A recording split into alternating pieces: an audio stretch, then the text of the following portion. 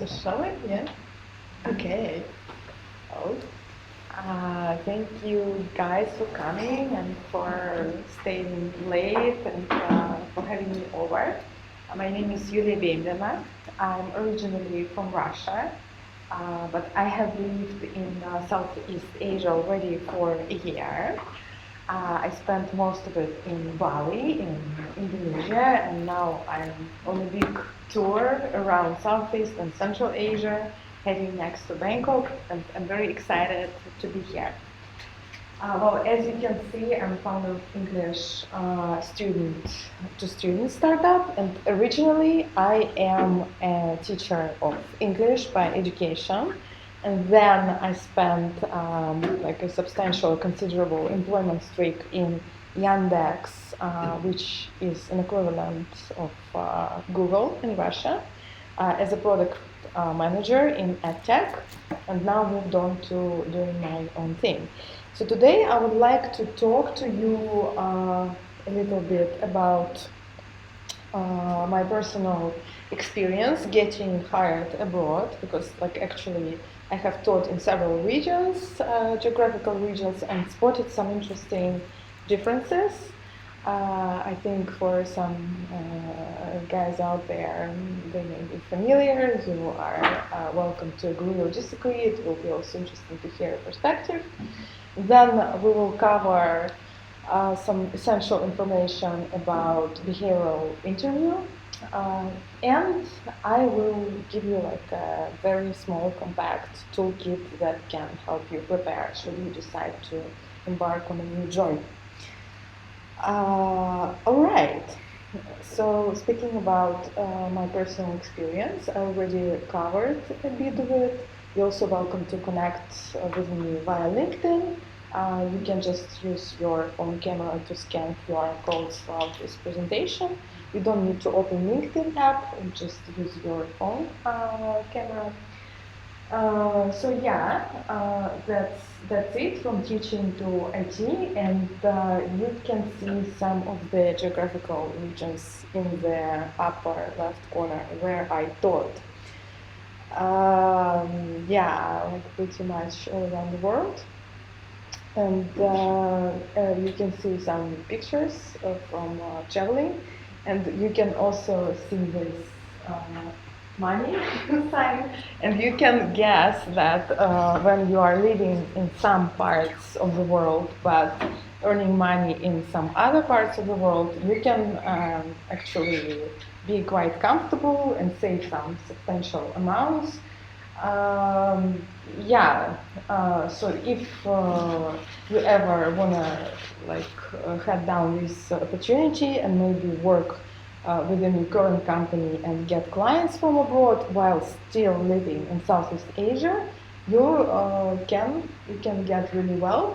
But to do this, you need not only to speak English technically, but also to understand the culture, to understand the mentality, to connect with people in the West, like person to person, to build connection. It's not just about English grammar.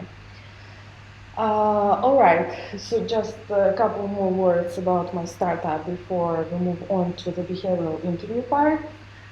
What it does, it helps people to communicate across borders in English. So my students get access to reviewed speaking sessions on deep topics. And basically every week, it's a subscription-based model, every week they get three things. They get a new international partner to speak with. They also get a meeting plan with a topic for discussion and with phrases for discussion. And they get feedback reports. Their speaking sessions are recorded and they get detailed feedback reports. And I invite you to get a free trial. You can try it for free by booking a Zoom meeting. So feel free to pass it on. Just get one and pass it on. Here are some of our students: Russia, Poland, Indonesia. Pretty exciting people from different fields. From Aventic, it's an IT company, researchers, scientists, oil and gas people. So that's a very diverse crowd, like exciting people to connect with. This is our project on social media, and now we are moving on to the behavioral interview part. And I would like to ask you a question. Who has heard this term before, like before this workshop? Who has heard the term behavioral interview? Can you raise your hand? All right. Who has heard, like read about such a concept as culture fit? Culture fit. Okay, so like about half. All right. And who has ever tried to interview with hiring managers in other countries outside of Vietnam? Okay, okay, like maybe 1/3. All right, cool. That's exciting. Yeah, so behavioral interviews are just one part in the overall hierarchy of interview questions when you get interviewed at a Western IT company. Of course, there is a part about your experience, background checks, HR screenings, cover letter, CV, all that. Of course, there is tech part with your hiring manager, assignments, could be live coding. Of course, there is a part like the successful candidates, which has to do with negotiation, right? Like negotiating your terms, negotiating your perks, like the benefits that you get outside of your salary, negotiating remote, if it's acceptable to work remotely for your employer. And then there is our focus for today, behavioral interviews. Designed to check your culture fit, and they could be either with HR or with team lead, and they involve a lot of storytelling.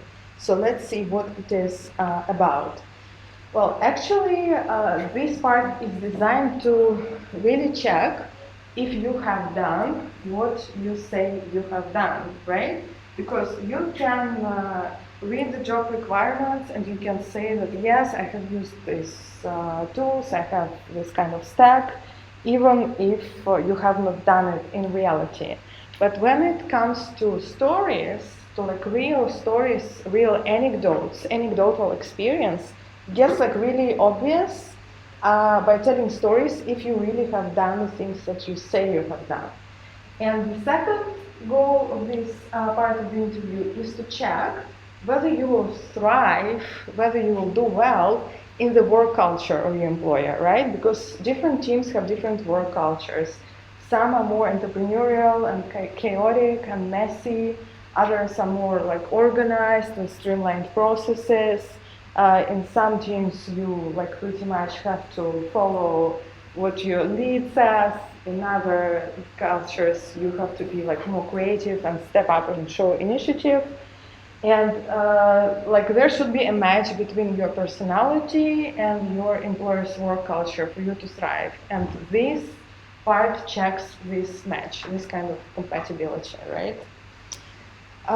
Okay, so let's look at the anatomy, like the sub parts of behavioral interview, and the do's and don'ts, like what you're advised to do and what you are advised not to do in order to shine. So basically, behavioral interview questions further subdivided into 4 subcategories. Well, there are a lot of overlaps, teamwork, leadership, conflict management, and speaking about your failures and successes. So let's go one by one. When you, and we will look at the target like question examples at the next slide. So when it comes to teamwork, let's look at the don'ts, like red flags. So pretty much what can scare your HR or hiring manager away from you. There will be some questions about how you work in teams, and if you show like helplessness, like basically I didn't know what to do, nobody told me, like this kind of mentality, that's a red flag. If you show like ego, that's also a red flag. If you show no empathy for your team members, if you like basically blame them for the difficulties in the team, And if you don't want to understand the causes of their behavior, because like actually every difficult behavior has a reason. Like people don't do crazy things for no reason. And if a person does a crazy thing in the team, there is a reason. And an empathetic person is trying not to blame, not to get angry, but to understand the reason of this behavior and then deal with it accordingly. So when you don't want to understand, you show that you have no empathy, and it's also a red flag for many hiring managers, as well as no compromising, right? So what kind of questions can you have? Yeah, it's all about telling me about the time. So as you will see later, you will need to prepare some like stories, some anecdotes from your everyday experience. And when it comes to stories, many people say, but I don't know any stories. Nothing happens. I just work. I just like write code. There are no stories, but there are. It's just that your brain doesn't notice them. Yeah, so you can start noticing right tomorrow. You come to the workplace, start noticing what is happening around you, what kind of team dynamics is around you, what people say, how they react to each other. I promise that all of you, each of you, from junior to CTO, you all have stories. It's just all about noticing. So what kind of teamwork questions can you have? Tell me about the time when you had to work across teams to accomplish something, like, right? I don't know. Maybe you worked with, I don't know, maybe stupid example, a marketing team, HR team. So like basically you work with another team and you have a shared goal. How can you adapt to another mini work culture and do something together, right? Because the culture is different not only across companies but across teams as well. Yeah, so a time when you mentored or aided a coworker, like helped someone. Yeah, and when you had to compromise, right? Like you didn't like something and you had to compromise. So you can start thinking about these kind of stories. And then actually, when you, I will jump forward a little bit, fast forward. So actually one story can answer many questions. So when you just notice this kind of like mini stories that happen at workplace, you can later adapt them to many questions and speak about accomplishing something across teams and about compromising, because like quite often in one story you have a lot of different things. So it's not that like you have to have 100 of stories. Maybe you have 10 and you can switch them around for different questions quite easily. All right, so we have 4. We did 1, teamwork. Now we get to leadership. And in leadership, we don't have red flags. We have do's, not don'ts here. So leadership. Leadership is not only for team leads or CEOs. Everybody can be a leader, even a primary school student, a junior manager. So leadership is about being a role model and taking responsibility for your own actions, for your own mental state, and taking responsibility for others and helping others. So don't think that leadership is not for me. Leadership is really for everyone. Yeah, so good signs, do's, being a good role model, showing like good behavior, developing credibility. So what is credibility? You show people that they can trust you, right? You can cite your prior experience, you can cite, quote, articles and books you have read, you can refer to past projects. So you build credibility, you present yourself in a way that shows that people can trust you. Understanding people's incentives also comes under leadership. Incentives is close to empathy, but a little bit different. It's like about showing what can motivate a person to do the thing that you want him to do. For example,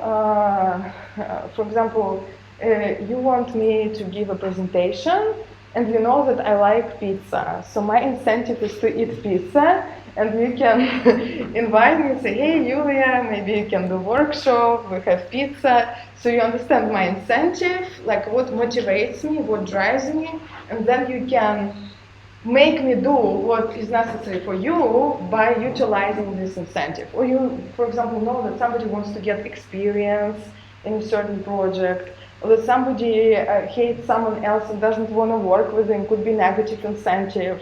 And you say, okay, you're not going to work with this person if blah, blah, blah.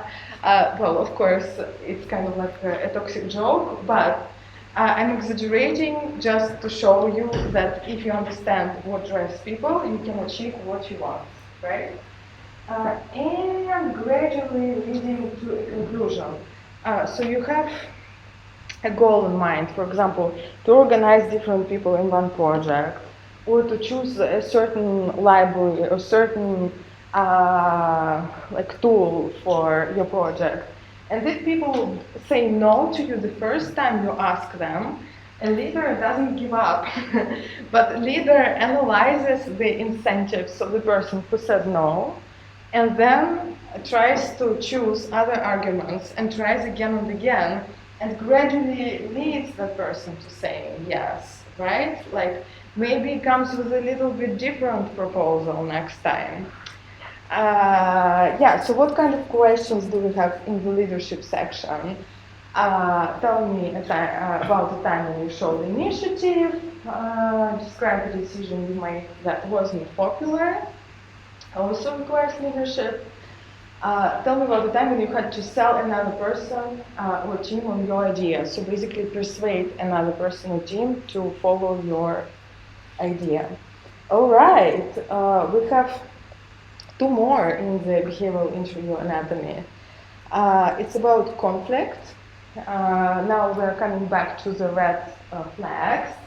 Yeah, so conflict, that's like actually an often misunderstood word. Like, for example, yeah, as I told you, I come from Russia, and when Russians people say conflict, they think like oh my God, screaming, breaking windows, breaking chairs, like this is conflict, right?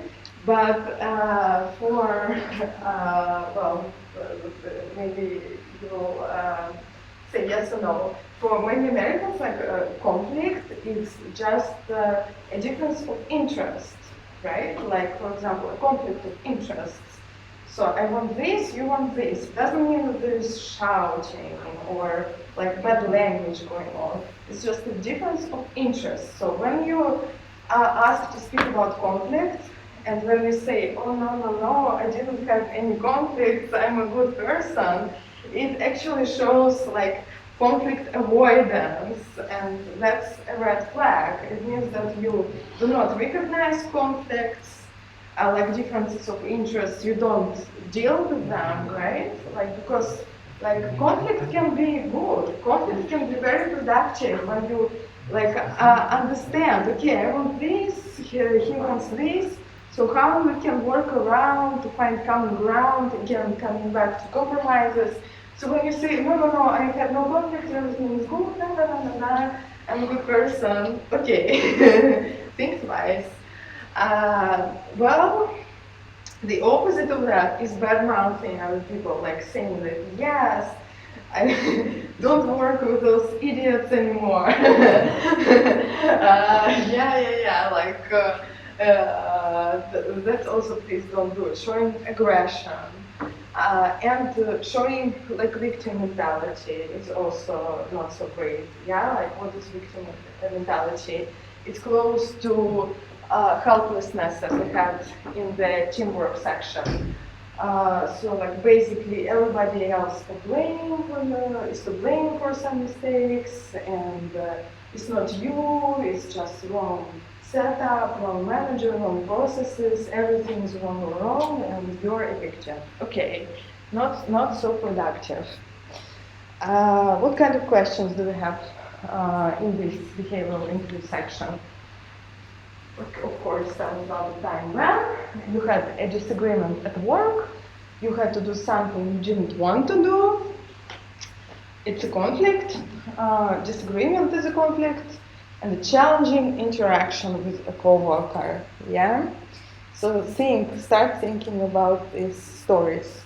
And the last one is failures and successes. And we come back to do's. What you want to show? You want to show that you can reflect and learn, that you really own your mistakes, that you don't say, oh, like, no, I didn't really make any mistakes, no, really think back, identify the mistakes, and identify lessons learned, and how you did things differently next time. It shows that you are a person who can learn, and everybody wants such a person. Digging into causes, why these mistakes happened, yeah? What can we do not to repeat them? The causes could be different, like tools, unrealistic deadline, that you agreed to unrealistic deadline, even though you knew that it was unrealistic, instead of explaining that it was unrealistic, right? You want to show how you feel accountable for your mistakes. That you say, like, yes, I agreed to that deadline even though it was unrealistic, just because I wanted to please my manager. But now I know that it's better not to do this and just to set clear deadlines at the beginning. Like, yes, I understand what happened, I'm responsible, and I know what to do differently next time. That means being accountable. Then successes, right? You wanna show that you created impact on business, on technology, on processes. When you speak about successes, it's not only speaking like about the technology or the language you learned, but about the effect that having this skill created on the business. Like, thanks to this, we started doing this old thing 2 times faster, or we have fewer bugs, or we have fewer like conflicts, and we work better as a team. So start noticing the impact that even tiny actions have on business and on people around you. And of course, taking risks. Taking risks is great. What kind of questions do you have here? Tell me about the time when you made a mistake, when you failed, what you are proud of accomplishing, and tell me about the time when you went above and beyond the call of duties, you did something extra. Yeah, also goes to leadership. Yeah, now you have all of this together.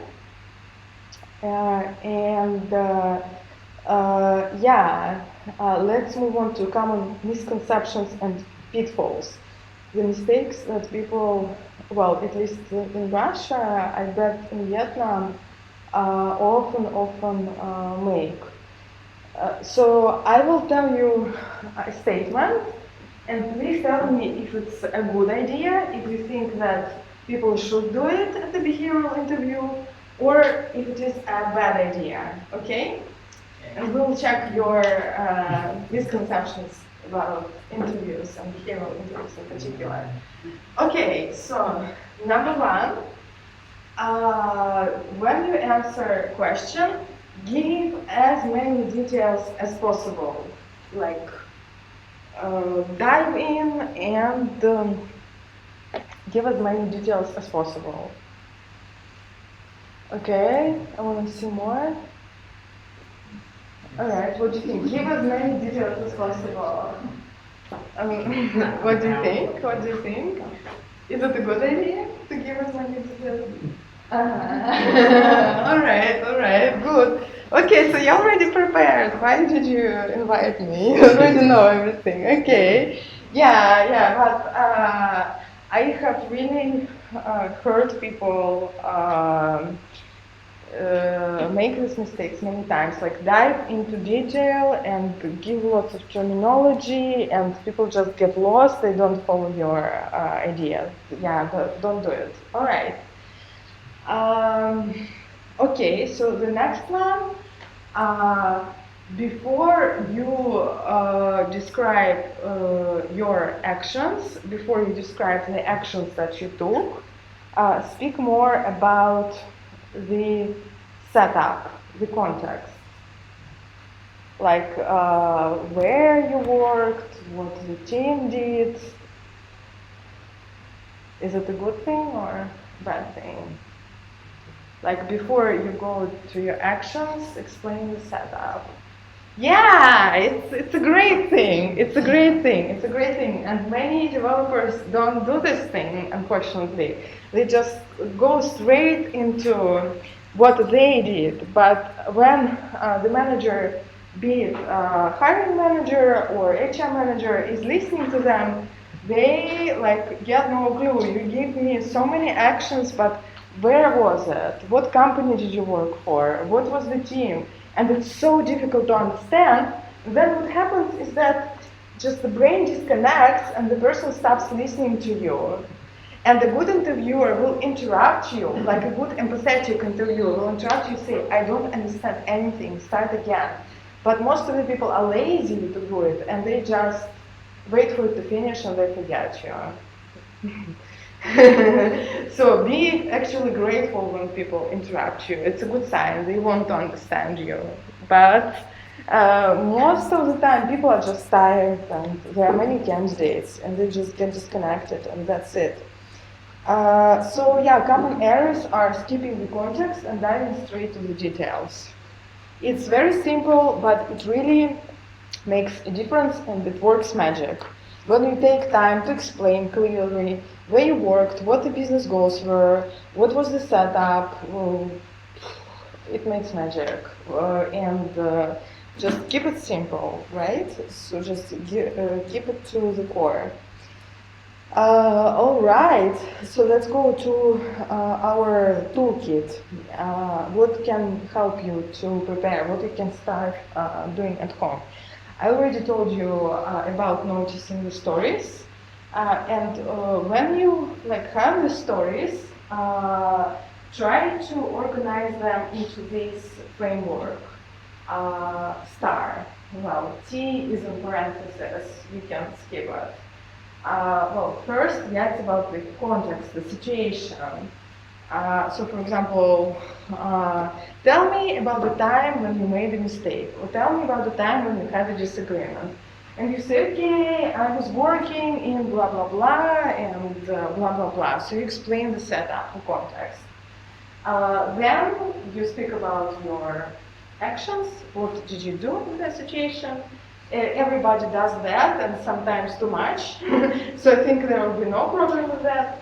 But pay attention to the first and to the last bit, the result.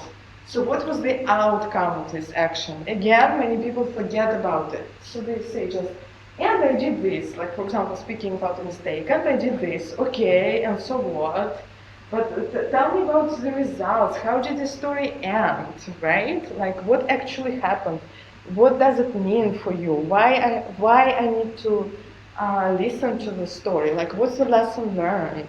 So please don't forget about the bread of the sandwich. Like the meat of the sandwich is here, but you need also the bread of this sandwich. Yeah.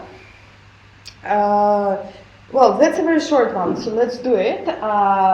It's me asking an American product manager from Colorado a question. Tell me about an accomplishment you're proud of. So that's behavioral interview, the parts of successes and failures. And can you please listen to his, I don't remember, 2-minute maximum or shorter, like short answer. Can you listen? And if you have a phone and you can take notes or a piece of paper, can you notice the structure? So like how does he open, how does he start, what's the meat of his talk, and how does he end it? Like what's the result, the ending? Okay, can we do it? Yeah? All right. So listen and take notice of the structure. Let's go.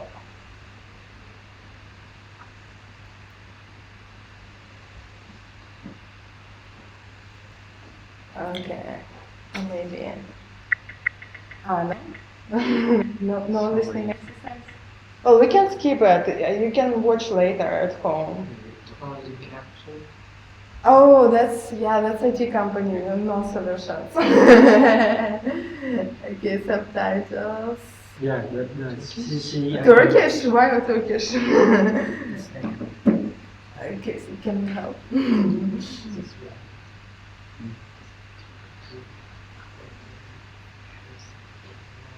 No caption.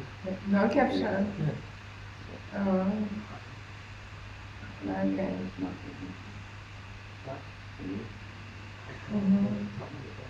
Turkish auto generated, that's so weird.